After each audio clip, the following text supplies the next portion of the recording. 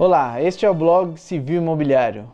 No vídeo de hoje eu tenho a satisfação de receber novamente o professor Renan Lotufo, que atendeu gentilmente o nosso convite. O professor Renan Lotufo, que já foi aqui entrevistado, neste ano de 2013 completa 50 anos de graduação na Faculdade de Direito da USP, foi conselheiro da OAB, eleito pela classe, desembargador do Tribunal de Justiça de São Paulo, onde se aposentou no ano de 1995. Em 1996, fundou o escritório Renan Lotufo Advogados, onde trabalha juntamente com a sua esposa e com o seu filho.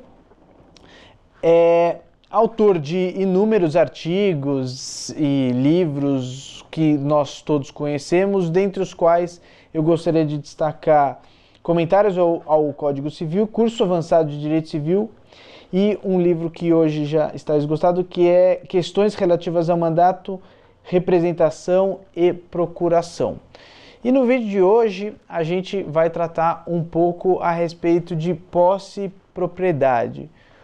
Professor Renan, para a gente começar nossa entrevista, eu acho que um ponto que gera uma certa dúvida entre nós estudantes seria uma diferenciação entre o direito à posse e o direito de posse.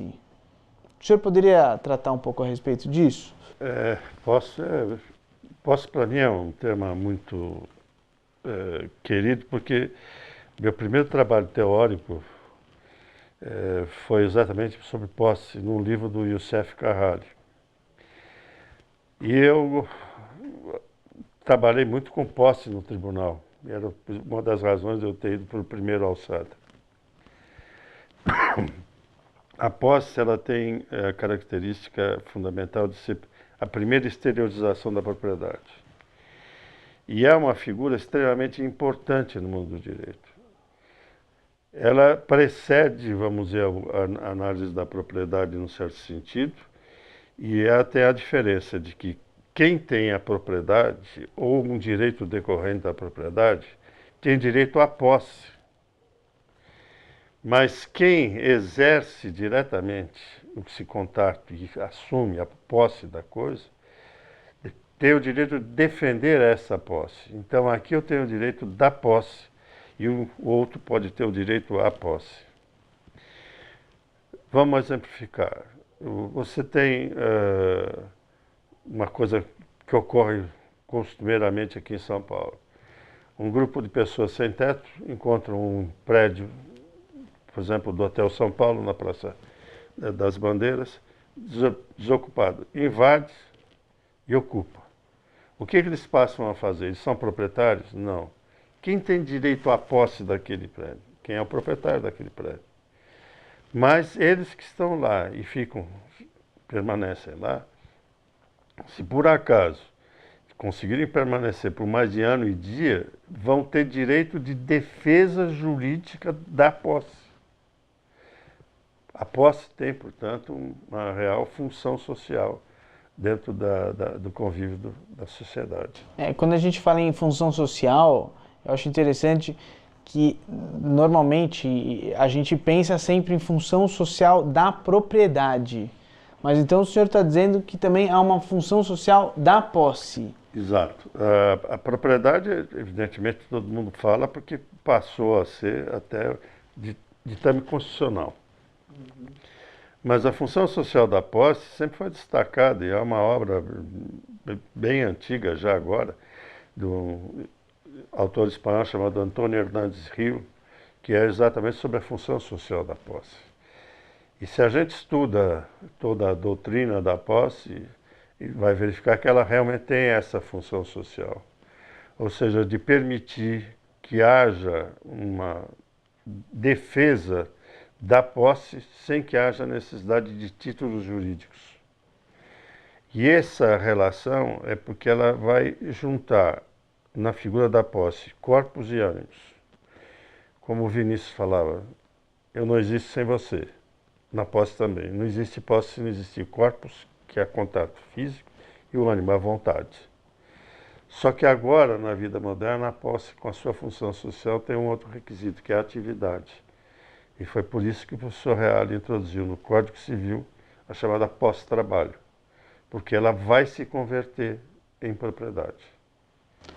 Perfeito. Então, professor, não só o proprietário vai exercer a sua propriedade como uma função social.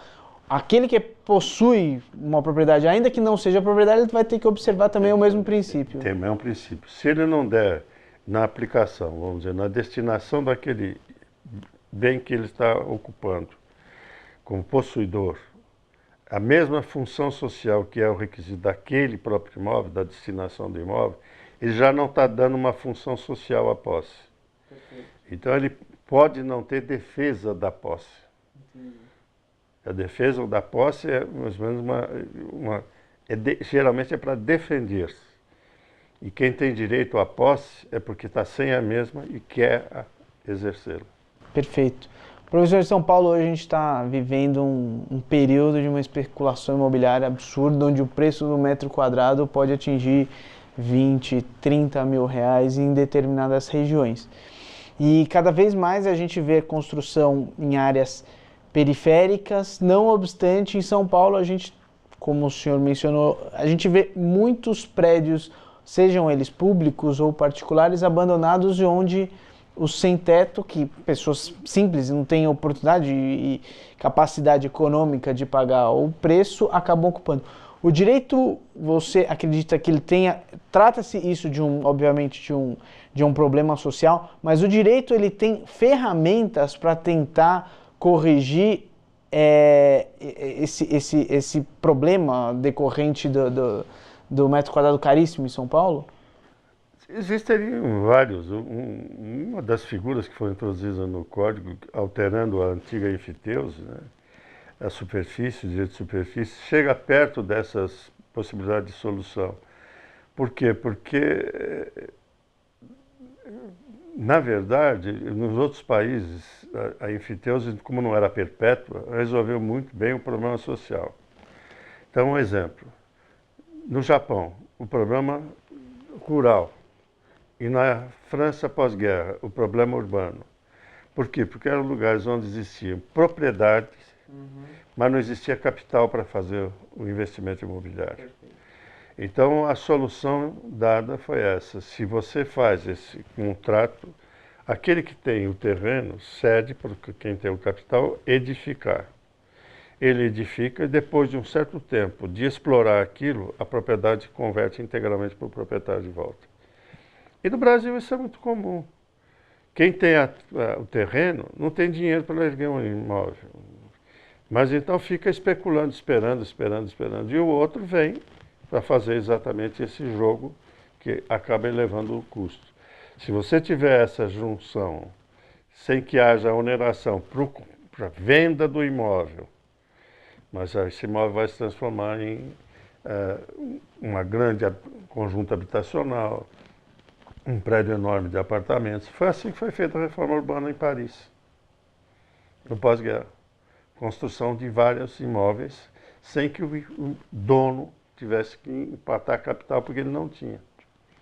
Mas quem tinha o capital ajudou a construir e oferiu renda, aluguel durante esse período. Perfeito.